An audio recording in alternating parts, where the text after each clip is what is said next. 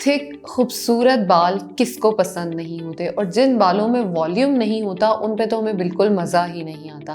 तो क्यों ना अपने बालों को जो है वो बाउंसी खूबसूरत बनाने के लिए हम चिल्तन प्योर के जो है वो बायोटिन शैम्पू और उसके कंडीशनर का इस्तेमाल करें, जो कि हमारे हेयर को बहुत अच्छा वॉश कर सकता है। हम पार्लर्स पे जाते हैं, बहुत महंगे ट्रीटमेंट्स लेते हैं और यही सेम बायोटिन रिजल्ट्स लेते हैं। तो क्यों ना हम चिल्तन प्योर के प्रोडक्ट्स के साथ ही ये ले लें।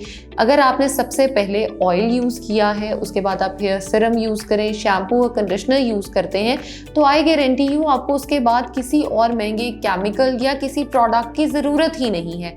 आप अपने बालों को खूबसूरत, स्लीक, शाइनी और उनमें एक जो वॉल्यूम है वो बना सकते हैं। कितने ही डैमेज क्यों ना हो गए हों आपके बाल, चाहे वो कलर से हों, चाहे वो बहुत ज़्यादा स्ट्रेटनिंग से हो गए हों, आप इन प्रोडक्ट्स का इस्तेमाल कीजिए और अपने बालों को खूबसूरत बनाएं और हेल्दी बनाएं। Thank you.